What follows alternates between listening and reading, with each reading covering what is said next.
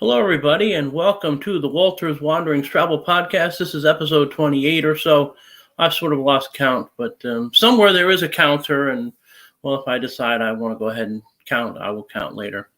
Anyway, my special today is on cruises. If you book a cruise with me and you book an inside cabin or an ocean view cabin, I'll send you $25 in onboard credit. If you go ahead and book a balcony or better, I'll send you $50 on board credit. And if you book the Norwegian Cruise Line, I'll double that offer. Because we have our special guest today is Chris Posada. He is from Norwegian Cruise Line. He's going to talk all about cruising and specifically Norwegian and what's going on. And here he is. Good morning, Chris. Good morning, Scott. How are you today? I am good. I'm really good. I had cataract surgery on Wednesday, so now I can see better than I have in years. So I'm a happy boy. Well, congrats. Good to hear. I appreciate that. Now, let's start by talking about your background and how you got to Norwegian and what you do for Norwegian, and then we'll get into the mechanics of what's going on in the cruise world right now. Problem. Yeah, can you hear me? Yeah, I hear you fine. Yeah, okay, well, what's your perfect. background and how did you get to Norwegian? Well, I've been with Norwegian. This is actually my 12th year with Norwegian. I actually started in direct sales. Unfortunately, I was your competition, Scott. That's why I'm on your side now.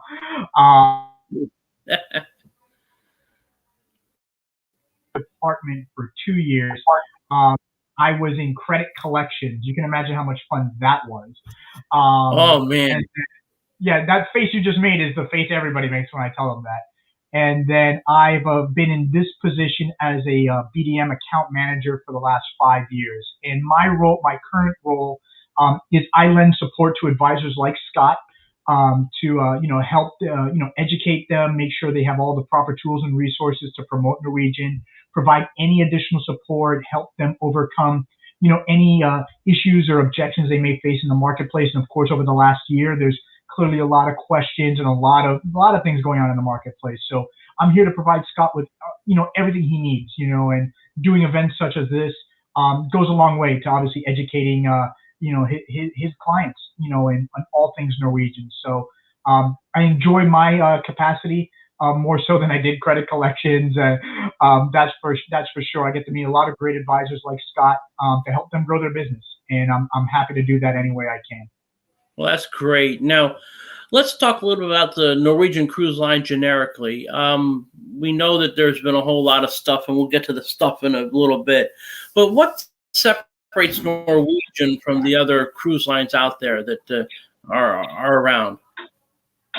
Well, what separates us from our competitors is we are the innovators of freestyle cruising. What freestyle cruising means, for those of you that have never sailed with Norwegian, is that we offer you the flexibility to structure your cruise vacation on your terms. So if you're planning a trip and, you get to your destination, whatever it may be, you want to be able to do things on your schedule. Other competitors, and not that there's anything wrong with what other competitors do, but, it's our advantage is other competitors will, tell you have early dining, late dining, when you get off the ship. You have the mandatory formal nights for dinner. We're a bit more laid back. Dinner time is, whatever's comfortable for you. It's no different than if you went to dinner tonight. You may call ahead for a reservation. I know I'm doing that. My anniversary is next weekend, so we've already made our reservations for dinner. But you have a say in that. You'll be able to say, okay, you know what, I want to go to dinner at 8:30, for instance. In regards to dress attire, we do more resort casual. You can dress up if you see fit, if that's what you're comfortable with and what you're used to. I know I'm dressing up when I go to dinner, but it's or you can just go a bit more laid back. You could wear a nice polo like I'm wearing right now, nice pants for dinner. Ladies, you can, obviously dress, in capri pants. You don't have to go in the formal evening dress. So again, it's all about freedom and flexibility when you sail with Norwegian. We also offer fantastic entertainment options, Broadway, Vegas style shows. We have such shows like the Jersey Boys, Kinky Boots, Footloose on our ships. And what's great about this, Scott, is these shows are already included in your cruise fare. So you're not paying any additional cost to catch the Jersey Boys on the Bliss. If you were to go to Broadway and catch the Jersey Boys, you might pay, high double figures, triple digits just to catch the show on Broadway. Well, with Norwegian, it's included. So it's definitely, it adds that additional value when you sail with Norwegian, as well as the flexibility of the freestyle experience. Yeah, I think the value portion of what's going on, I think I'm a big proponent of value. I've always said that price is what you pay and value is what you receive. So I'm a big proponent of making sure there's good value in whatever you do.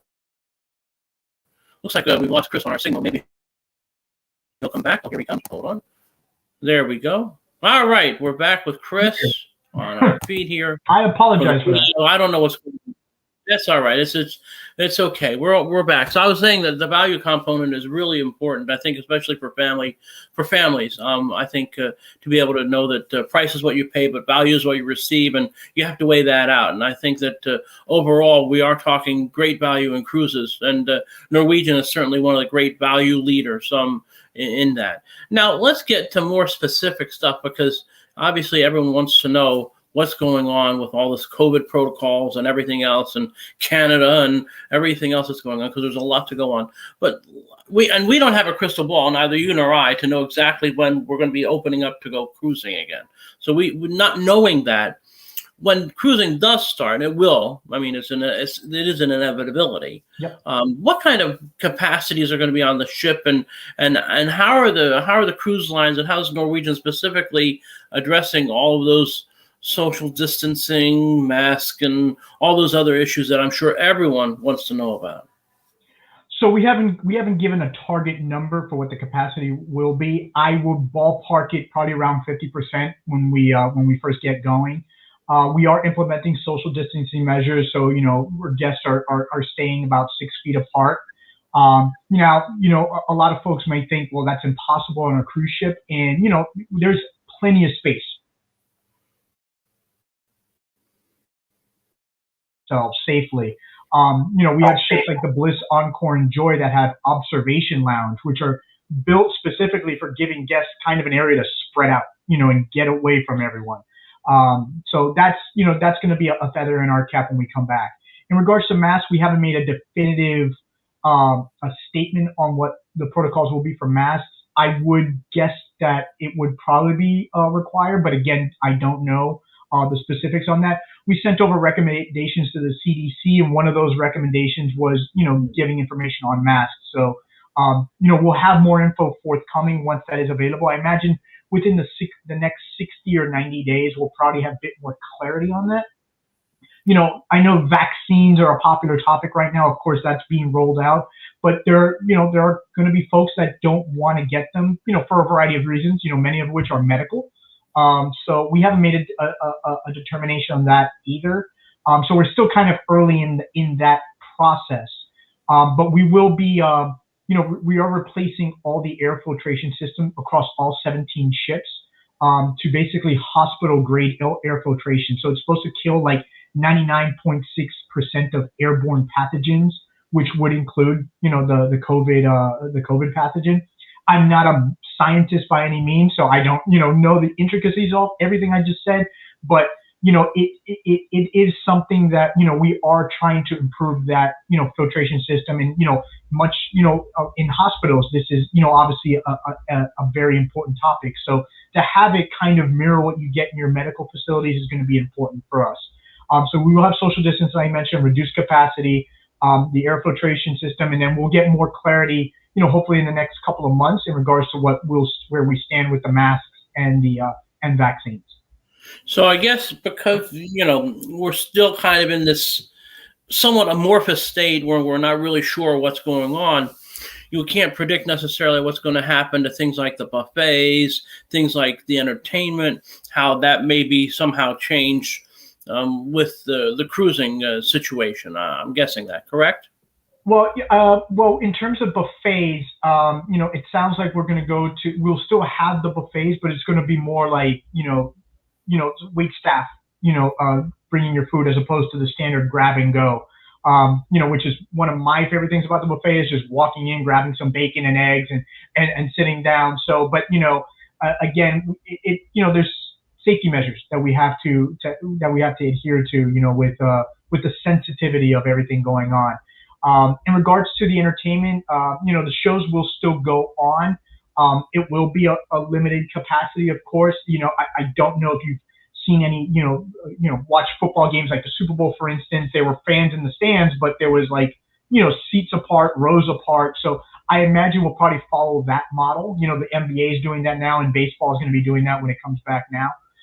So we'll probably have that. We will still, of course, have the shows, but there will be, guests safely seated with enough distance apart. So again, this all requires education and guidance, with the CDC. So, obviously things are going to be subject to change, and as we learn more and as we improve with everything going on, in the current environment, things will be adjusted accordingly. This all won't be a permanent, experience on cruising. As things improve, I'm sure there'll be some things adjusted and, going back to the normalcy of cruising. But, for the first 6 months to, maybe a year, this could be kind of the environment, unless otherwise noted. All right, that's excellent. Now, what about shore excursions? I know that obviously one of the great things I love about cruises is you go from port to port to port. You only unpack once. It's a beautiful thing. Or I should say, my wife only unpacks once. It's a beautiful thing. And you can see different things and you can do different things. And back pre-COVID, you could either take something from the cruise line or take an excursion from a private company, or just go ahead and do your own thing. And I've done all three. In my cruising history, I've done what the cruise lines offered. I've done what I've gone on my own and found things, and I've went ahead one day in St. Thomas and rented a car and had a blast driving on the wrong side of the road with the wheel on the wrong side and all of that.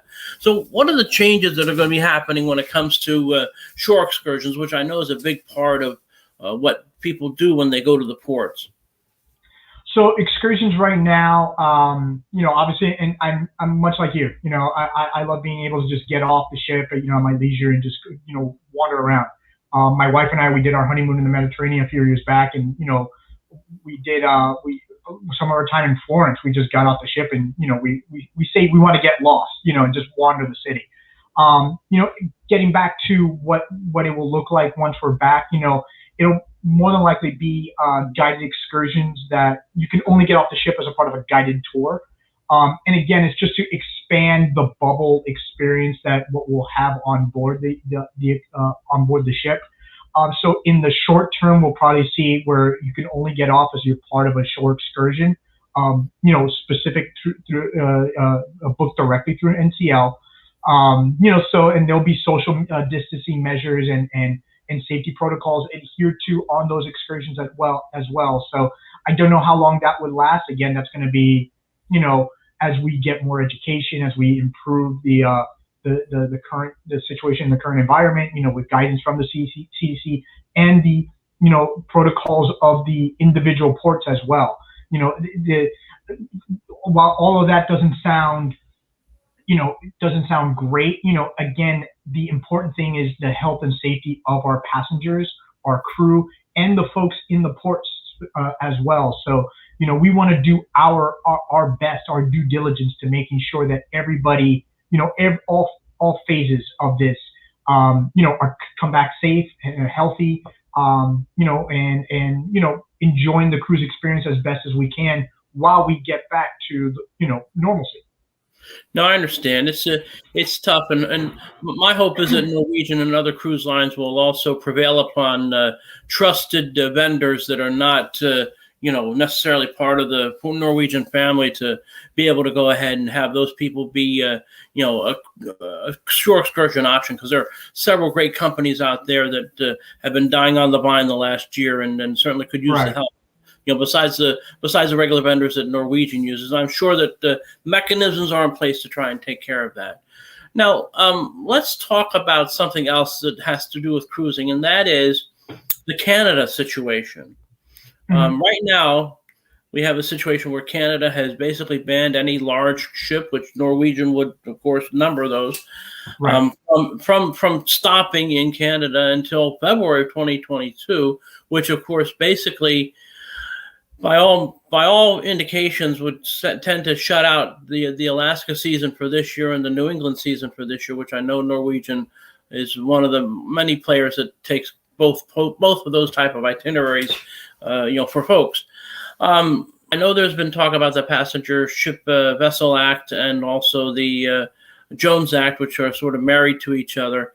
What kind of action is Norwegian taking to try and get some kind of a 1-year waiver from those stipulations that you have to stop in the foreign ports? So Scott, we had these discussions last year when all this was going. We were trying to find what options were available. We had there were some good discussions, but as there were no sailings. Well, nothing last year was difficult because that was basically when you didn't really know how to react to the whole thing. Now we know how to react to the whole thing. We do have vaccines. We do have other reactors. We do have much easier and faster testing and results. So there's a lot better outlook for travel overall. But I'm just curious, what is there pressure from Norwegian and the other cruise lines to tell Congress, can you just give us a waiver for 1 year? I mean, those discussions have been ongoing, and like I said, we started them last year when we tried to do all this. And to your point, obviously, the everything was a bit different with understanding everything that was going on, and we're clearly further along to your point with the vaccines and cases going down. But we had very, very good discussions last year, so it's kind of picking up that thread and trying to see if there's a way to work around it and get that waiver, as you said. Of course, there's other things in effect. Again, the CDC to get their blessing to just go ahead and start cruising. So even if we get the approval from Congress, the CDC then has to give their blessing and say, okay, go ahead. So there's a lot of moving parts here. So I know. Like, as it seems like there's like a 50-step process, for everything. So and it's a changeable beast. The things change basically on a daily basis. I mean, it's just people who just go ahead and they just want to go ahead and book whatever vacation. They don't understand all the things that could happen to them. And I've had people come to me and say, "Can you fix this?" And I said, "Well, you didn't book with me, so I really can't. But I'll give you a little hint to help you, but I can't necessarily fix it because I'm not the travel agent responsible party on this."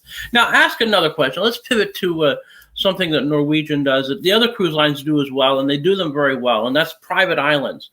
With the return from COVID thing, I would suspect that private islands owned by the cruise lines are going to have a much busier time because it'll be a safe kind of bubble, as you like to say, to have people stop at on their cruise. Now, what properties does Norwegian own in this regard, and then how are they getting set up for this new wave of cruisers that will be coming? So we actually have two private islands. We have Great Stirrup Cay, which is our private island in the Bahamas. It's actually the largest of the cruise line owned private islands, so little feather in our cap. So we've actually, even though we have not been sailing, we have been doing regular work and preparation on the island to get to be up and running when we are welcoming passengers. We have private cabanas, and this was all pre-COVID, but we had private cabanas that had plenty of space in between them, so you weren't again, you wouldn't be on top of each other even in a post-COVID world. We offer plenty of space on the island itself. Though obviously it's outdoors, so obviously that's going to be give us more of an it obviously is going to help. But again, we'll be spacing out the beach chairs, so you're not too close to folks. Oh, excuse me. Bless you. We also have a private island, Harvest Cay, off the coast of Belize. We're the only cruise line that goes to a private island off the coast of Belize as opposed to going to Belize City. So again, that's a part of our Western Caribbean itineraries, whereas Great Stirrup Cay is a part of the Eastern Caribbean. So this gives us a great advantage to have, in different directions, these two islands. So when we do get back, I imagine we'd be able to offer both, even on one itinerary where you get both options. Maybe you do, an Eastern itinerary and a Western itinerary. So it gives you a little variety. But Harvest Cay is much of the same setup as you can see in Great Stirrup Cay. We have private cabanas that properly spaced out pre-COVID, of course. So it won't change that much. For provide more distance in the with the chairs. There are indoor dining facilities on board. Excuse me, on the island themselves. Again, much like any venue here back home, there's going to be social distancing. There is outdoor seating as well. So if you do feel more comfortable being outdoors, but again, as you said, it's an extension of the bubble environment. And I use bubble because, that seems to be like, I'm a sports fan. Yeah, I'm a sports fan, and that's what the NBA did for the playoffs. So, but that seems to be what we're doing. So like the bubble atmosphere of the cruise will be extended to the 2 private islands. So even if we are back to cruising and we're not going back, well, it's going to be a couple things. One, when we are back to cruising, we're probably going to want to do it to close to home ports, just in case. So this way it's easy to maneuver folks around. But obviously areas that we can control, because we talked about with shore excursions, it's kind of like a bubble atmosphere. The private island gives you kind of that more open feeling because again, it's a giant extension of that bubble that we were talking about. So you'd be able to go off on your own on the island and do what you want to have that freedom of what you would normally experience when you go on a port of call. So that'll be a great advantage for us. And, again, that close proximity. So again, we can do the shorter cruise options if we have to do the shorter cruise options where it's only a few days to get to Great Stirrup Cay as opposed to going 9 days to get to like the Virgin Islands, for instance. Well, it doesn't take that long, but the Lesser Antilles, for example. So, even if other ports aren't comfortable opening, we'll at least still have options in the short term. So that's the advantage we have with the 2 private islands.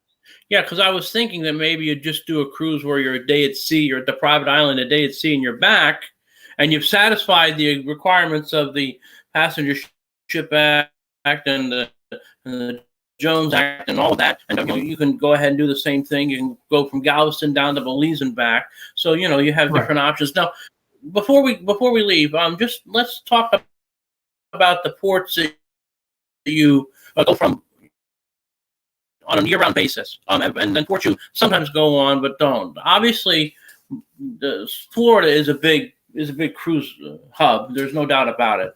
I've been to the Fort Lauderdale. I've been to the Miami hubs, ports, and it's absolutely nuts sometimes because there'll be 5, 6, 7, 8 ships leaving in one day. I know that Norwegian also has 2 ships that do come from New York, which other cruise lines don't have that kind of annual regular thing, which I think is great because I'm a New Yorker, and it helps some of my client base to be able to go ahead and zip out. But what are some of the other places besides Florida and New York that you have a regular year-round presence in? So for year-round presence,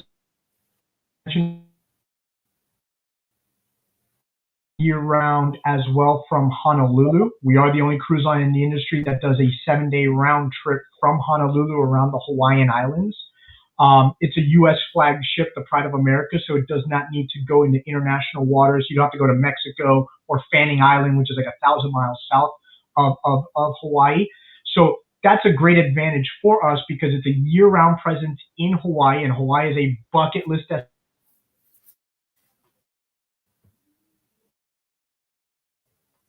100 hours in port. You get every day you're in port on the islands. You get 4 islands. You do an overnight stop in Maui and Kauai, and then you get 2 ports of call on the big islands. You go to Hilo and Kona. So again, that's a great advantage for Norwegian when doing Hawaii. Other cruise lines, they have to go from the West Coast and you cross the Pacific. So you may get a couple of days in Hawaii itself. So that's a great year-round presence. We also have a year-round presence in Barcelona for those folks that want to go international. And then, seasonally, we're in LA doing the Mexican Riviera from fall to spring.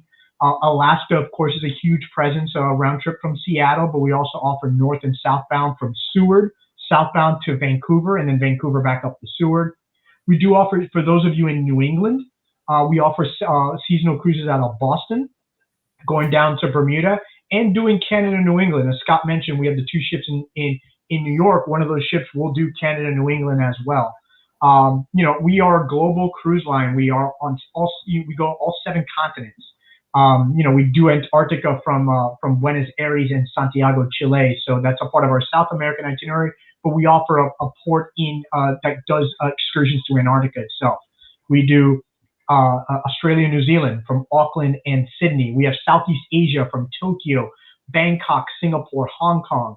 We have Middle East cruises if you want to go around the Arabian Peninsula from Dubai.